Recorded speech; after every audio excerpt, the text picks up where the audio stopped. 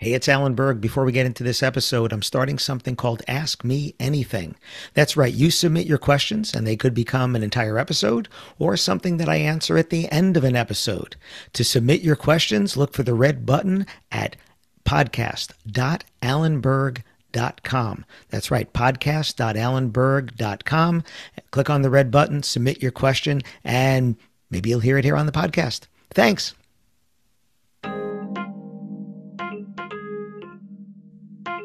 Do you have pop in your marketing? Find out what I'm talking about in this episode. Welcome to another episode of the Wedding Business Solutions Podcast. I'm your host, Alan Berg. I'm a speaker, author, sales trainer, website reviewer, and I help businesses like yours sell more, profit more, and have more fun doing it. Enjoy this episode. Hi, it's Alan Berg. Welcome back to another episode of the Wedding Business Solutions Podcast. I am so happy to have another National Speakers Association friend on, Sam Horn, to talk about pop and other things. Sam, welcome. Thanks, Alan. I've been looking forward to sharing some stories and insights with your listeners and viewers. Oh, thank you. And stories is something that you do so well. When I was listening to Pop, I just love the stories that you're telling, from a kid in New Orleans mowing the lawn of the park across the street to people just going through the alphabet to find their names. But now I'm getting ahead of myself here because they haven't necessarily heard your book yet. I say heard because I do audiobooks or read your book there. So Sam is the founder and CEO of the Intrigue Agency, but you also have books including Pop and Tung Fu. Right? What is Tung Fu? Kung Fu is how to deal with difficult people without becoming one ourselves.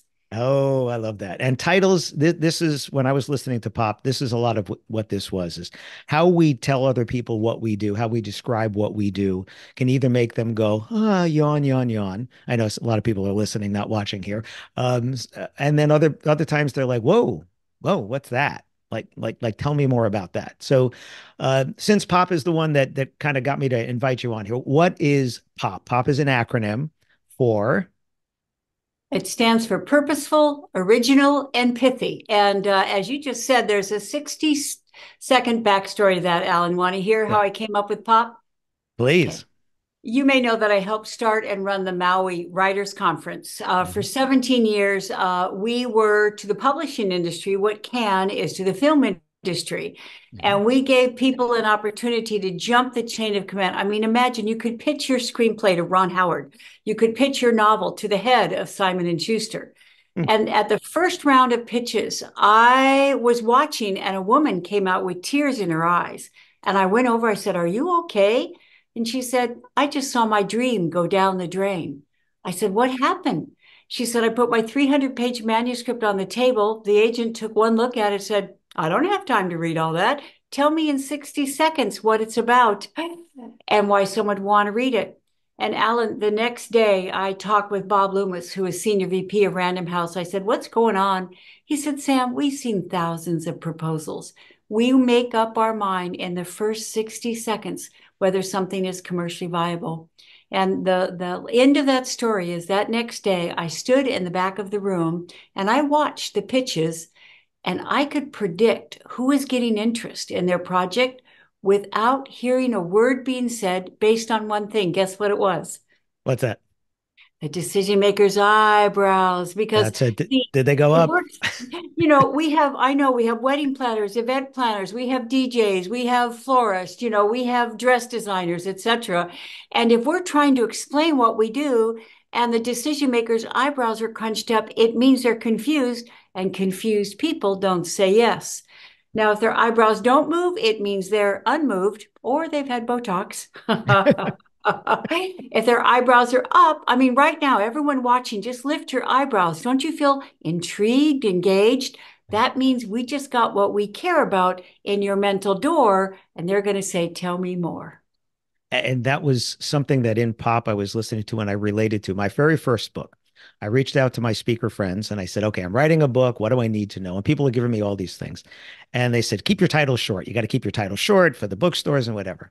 So I had this short title. And just like you said, I showed it to people, get their reaction, watch their faces. Wasn't getting much of a reaction. But there was another line on the book, on the cover art, and I don't remember exactly where or how we put this on there. And the line was, if your website was an employee, would you fire it? Wow. And Wow. that got the eyebrows up. The title that we had, I think it was called Insight, IN-SITE. And I thought about this whole series of site books, Insight and all these other site things. Yeah. Nothing, no reaction from people. And as soon as they saw that line, they'd go, oh, yeah, I would do it. And that's the title of the book, which I was told was too long and all these things. And you know what? That one. And then I have another one called Shut Up and Sell More Weddings and Events. And the same thing, it gets those eyebrows go up. Alan, let's unpack that, right? Because Yeah. we have busy people and they want to know, I agree with that. That sounds wonderful. How do I do it, right? Right. So there was a process to what you did. Number one, if you put it in a beat, you make it easy to repeat. If you put it in a beat, you make it easy to repeat. So what happens in Vegas stays in Vegas, right? If you Yeah. see something, say Say something. something.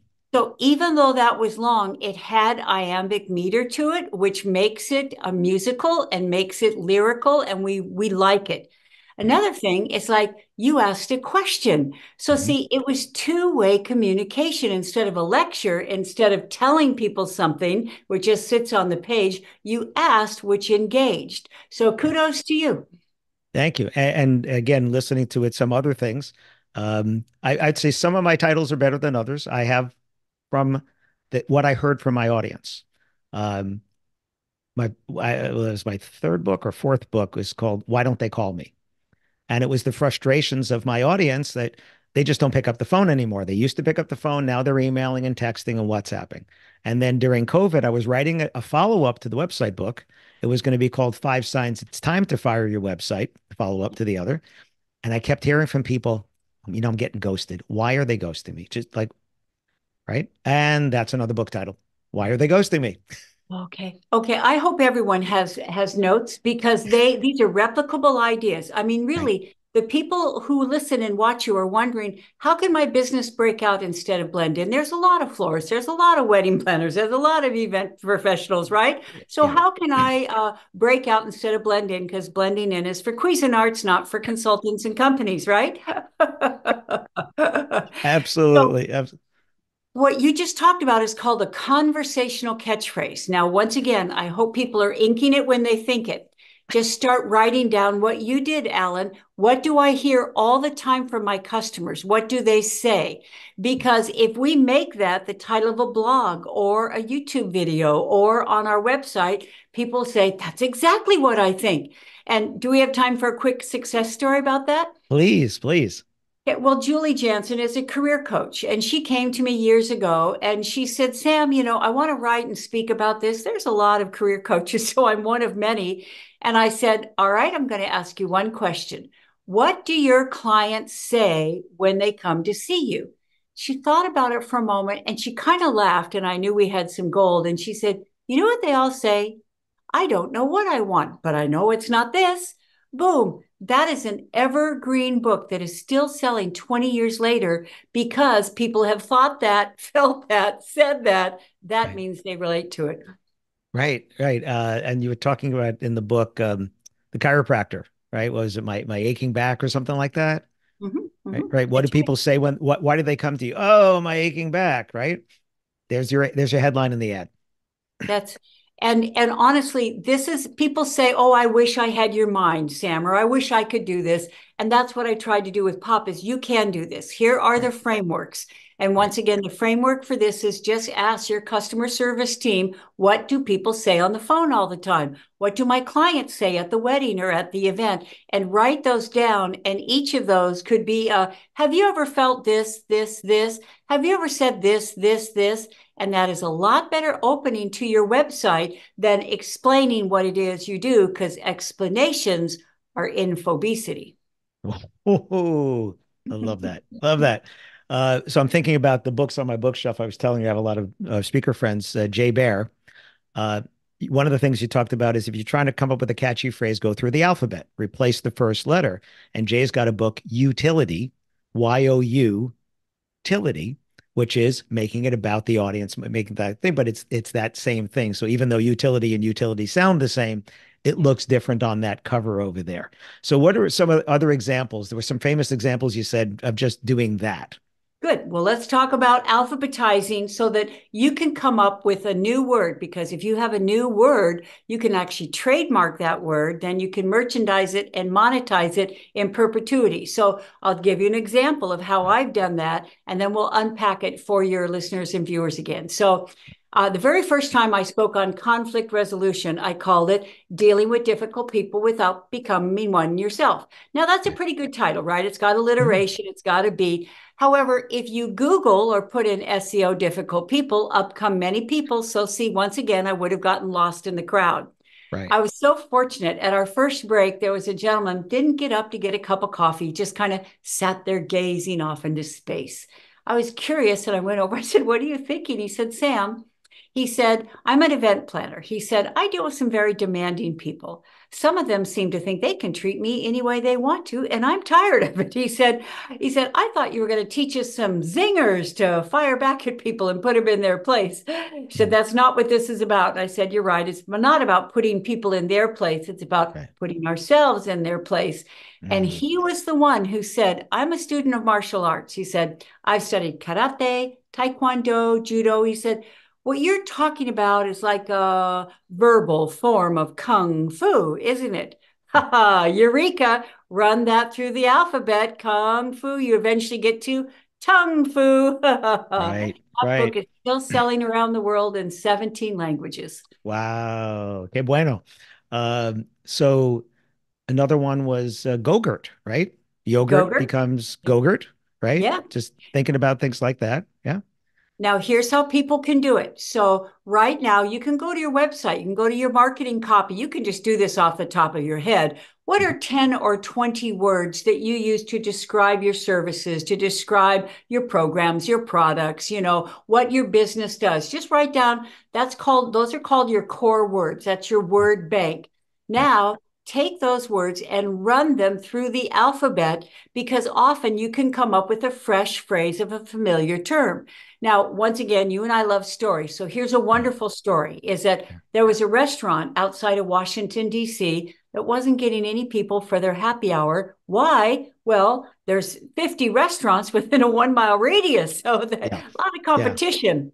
Yeah. Now, the manager kept his antenna up for how they could differentiate themselves. And he happened to notice that a lot of people brought their dog and tied their dog outside while they came in for a cold one after work. And so he thought, wow, so it's not a happy hour, it's a happy hour, bappy hour, cappy hour, dappy hour. Eventually you get to yappy hour. Boom. Now, if people are thinking, oh, okay, it's clever, it's wordplay, no, it's word profits. That is the Mm. Holiday Inn in Alexandria, Virginia. They were written up at that time in USA Today and Washington Post. It went viral. That has become a destination. People who come to Washington, D.C., go to the Yappy Hour, the pet working opportunity. Right. There you They could go. have paid millions of dollars for that free press they got because of a clever name. Yeah, I go with people that look at their packages and I look at the package names and they're just so generic, silver, gold, platinum, and diamond and ruby and whatever. And then you occasionally run into one like, okay, maybe it relates to something local that could have names of local areas or things like that. But most of them are just blah. And if you want to look blah, name your things blah, and they're going to be blah. So the same idea again, if you have your packages, come up with some creative things. So when you talked about, the core words are also the keywords. That's your SEO. If you're doing search engine optimization, you should know what those words are because Yes. you're trying to use them everywhere anyway. You're trying to Yeah. do those things. Yeah. So so again, being original on that, and then pithy. And I remember the first time somebody used that word towards me was in a testimonial, and they talked about my pithy humor. And I remember having to go look it up because it had been so long. So I was like, is that a good thing or a bad thing? All I could think of was a pith helmet, the old safari helmets there. And so what is pithy? Well, Pithy is based on something that I learned from Gary Marshall, the director of Pretty Woman. And Mhm. he said something at Maui Writers Conference. It's so profound. I remember it as if he said it this morning. He said Hollywood directors can predict when their movies will make money based on one thing. Do people walk out of the theater repeating something they heard word for word? Because, Mm. see, if they walk out saying, "Make my day, show me the money, I'll be back," when someone says, seen any good movies, they're talking about your movie. They Right. become a brand ambassador. So I have a whole process of how to come up with a tweetable phrase that pays. So Okay. you want to hear just 3 of these steps to come up with a phrase that stays top of mind, insight in mind over time? Oh yeah, I want to hear. I'm sure everybody else does too. Okay, here's how to do an airtight sound bite. A is for alliteration. Now just listen to these words: bed, toilet, and shower, Dunkin', croissants, best, purchase, clunky, right? Yeah, yeah. No, alliteration is when words start with the same sound: Bed, Bath, and Beyond, Dunkin' Donuts, Rolls Royce, Best Buy. Now, Sure. once again, Alan, we're not talking about something that's cutesy Hmm. because Jay Sorensen saw an opportunity. Have you ever put one of those cardboard insulating sleeves around a cup of coffee or tea so you don't burn your fingers? Sure. Well, you can't build a business around an unpronounceable name. That's a commodity, right? Right. So he calls them Java jackets. He cornered the market in 2 words. He said people who meant to get in touch with his competitor contact him because Right. they can't remember the competitor's name. That's the Right. power of alliteration. So, shall Okay. we talk about iambic meter? Let's do it. Okay, I is iambic meter. And now just fill in the blank. Takes a licking and keeps on. Dickin'. Okay, I can't believe I ate the Whole thing. Alan. Those slogans are 50 years old, and Yeah. yet they were still top of tongue, top of mind. Right. So I'm asking everyone, go back to those core words and even go to the cliche dictionary online and start playing with those words to come Mm. up with a one-liner. And then it's word music as you put it in a beat so it's easy to repeat. And Las Vegas said that what happens in Vegas stays in Vegas. The Convention Bureau said it has driven $1 billion of revenue because of that catchphrase. Yeah. So alliteration, iambic, Mhm. 2 parts, or is And there any more oh, yeah, airtight. R there? is for rhyme. Rhyme is sublime because it's remembered over time. Now, let's make a point about, once again, this is not petty, this is profound and powerful Right. and profitable. Is that the US government was concerned about injuries and fatalities in car accidents, so they mounted a multi-million-dollar public service campaign. They called it Buckle Up for Safety. Hmm. Oh, nothing happened. Because Right. as Duke Ellington said, it don't mean a thing Nothing. if it If ain't it got that got swing. that swing, So they went back to the drawing board. This time they came up with click it or ticket. click it or ticket. Now, Alan, here is where it gets profound and powerful. Compliance went up, injuries and fatalities went down. They actually saved lives by coming up with a repeatable slogan that prompted action. So I hope everyone watching, if you're looking for competitive edge, Jack Welch said, if you don't have a competitive edge, don't compete. If we don't have a competitive edge, we can't compete. Right. So the word play that we're talking about can be the difference between whether people are still repeating your name, your slogan 10 years from now. Right. So again, going back to the package idea, coming up with alliteration for your packages or rhyming for your packages, things like that would just make them more, I think it makes them more aspirational. Um, one of my clients, they do custom antique cars for Mm-hmm. weddings and events, and Mm-hmm. every car has a name and every car has a personality. Wow. So you don't want the 1946 Buick, you want Eleanor, right? And by doing that, people are actually asking for the car. I'm doing air quotes because most people are listening, not watching. Air quotes because they're asking for the car by name instead Yes. of the 46 Buick, which somebody else could have, but they Yes. don't have Eleanor or they don't have Julie or they don't have Sam or whatever it is, Yeah. that different car there. And years ago when I first started working with it, I was like, that's brilliant. Now we need to bring that out. And we did that with the social proof, where in their testimonials, they were talking about having Eleanor as part of their wedding. You know, again, brilliant, just giving it something different, giving it a personality, making it stand out. So, what are some other tips that people can do to think, again, whether it's their company name, might be too late to change their company name, but the tagline, right? That could be your tagline underneath. right? And What should let's they do? also talk about thought leadership, because I know that many of your viewers and listeners, your community, they don't just run a business. They speak at their local chamber of commerce, or maybe they give a TEDx talk, or they're right in their industry journal. And so they're coming up with headlines, or they're even coming up with a name for what it is they do that's first of its kind. And so I'm going to suggest maybe you come up with a half and half word. And here's the example of it. Dr. Francine Kaufman was really concerned about the dramatic rise in type 2 diabetes.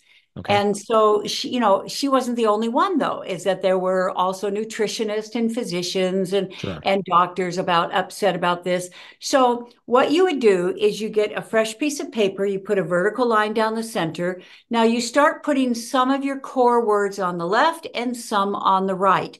You can even ask yourself, okay, what are the contributing factors to this situation? Or what are the problems that my audience faces? Or what are the challenges that my customers are dealing with? So you would put that on the left.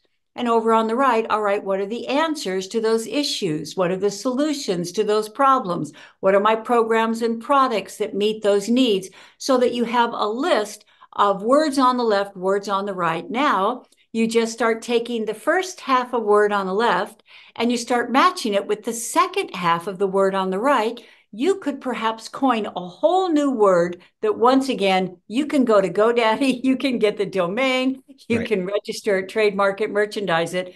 Dr. Francine Kaufman put on the left, all right, so what is causing, this increase in diabetes? Well, certainly, insulin and sugar and obesity, etc. And over here is, guess what? Diabesity. Boom. Yeah. Okay, Alan, who was asked to be on the Today Show? Who got a book deal? Who was the opening keynote for AMA that year? Well, the Mhm. woman in the industry who came up with the name for a cultural phenomenon. So Right. ask yourself, what is a phenomenon in your industry? What's in the zeitgeist in your profession? Just start putting words on the left and on the right, what your customer wants, what you hear, etc., and then start mishmashing the first part of a word with the second part. You may be able to come up with a brand new word that you can name. And if you name it, you own it. That's right. And then they're asking for you, just like you said for the other person there, or how we don't ask for a tissue, we ask for Kleenex. And, Right. and everybody wants a Kleenex, but you're going to go to the store, you may or may not buy Kleenex brand. There you go. So we're running short on time, but I want you to talk about why you should not explain what you do. I was, and you should explain what to do instead. Is that it? No, explanations are infobesity. Wah, wah, wah, wah, wah, Infobesity. There it is. wah. Infobesity, mashing up words there. Okay. So talk about Okay, that. so we're going to turn infobesity into intrigue, and we're going to ask instead of tell. Now, here's the story, and I'll unpack it. So that I was speaking for YPO in Dublin, Ireland, and a gentleman came up to me before my session, and he said, "I'm going to confess something to you." He says, "I'm an introvert." He said, I fly across an ocean and a continent to get here, and then I hang out in my hotel room." He said, "Plus, I run a tech company in Silicon Valley. It's so complex.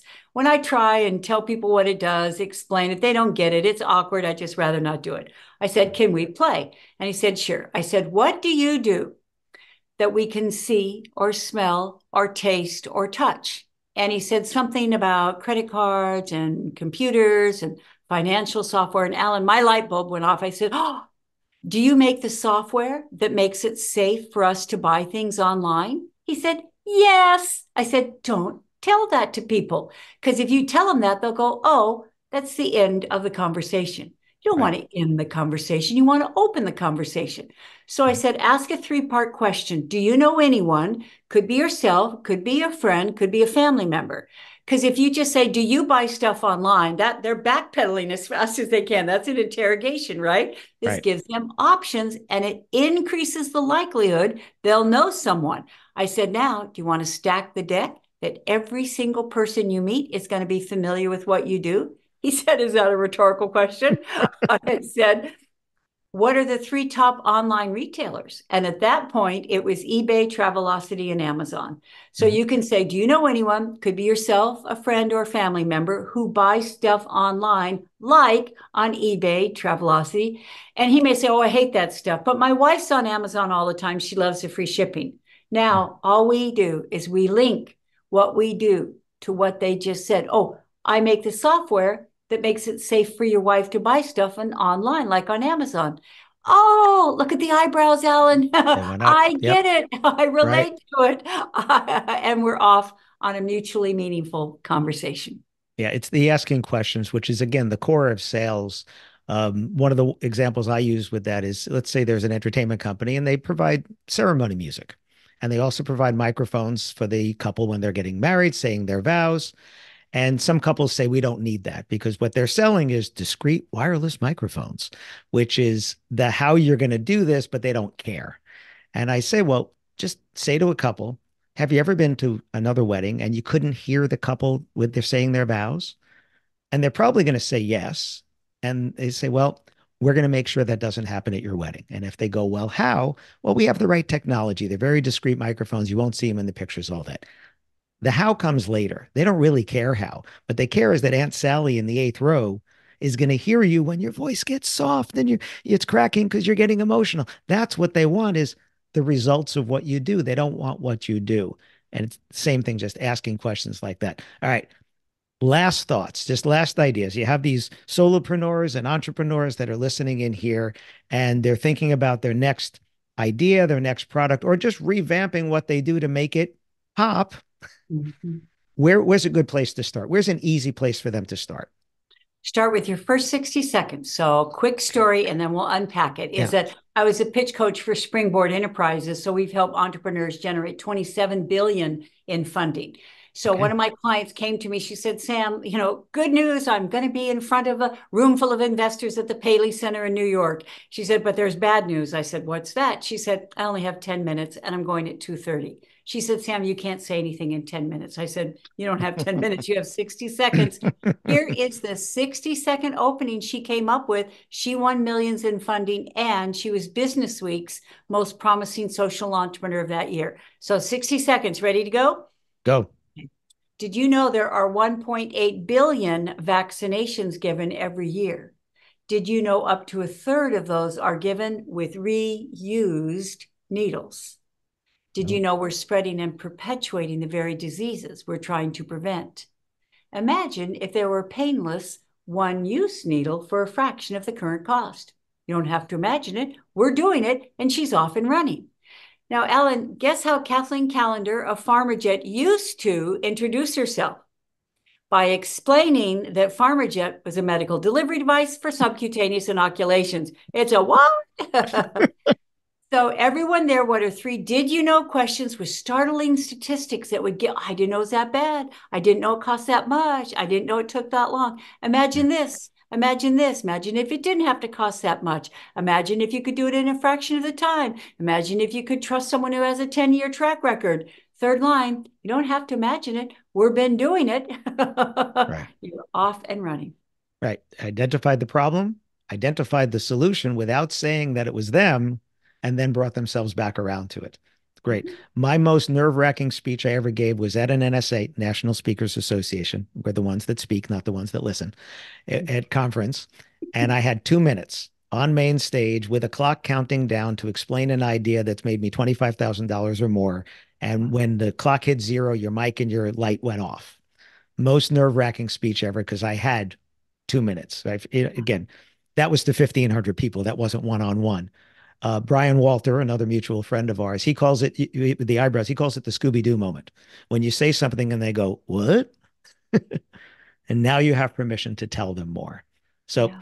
Sam, I know it's going to be in the show notes. We're going to have all different ways to contact you. If people want to find out more about you, where would they go? Where's the best place to go?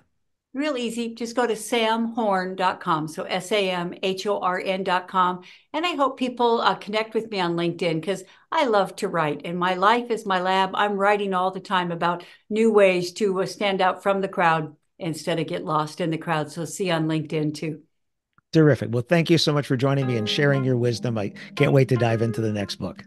Thanks so much, Alan. Best wishes to you. Thanks for listening to this episode of the Wedding Business Solutions podcast. If you liked it, please subscribe to this channel and post a review on your chosen platform, Apple Podcasts or whichever one.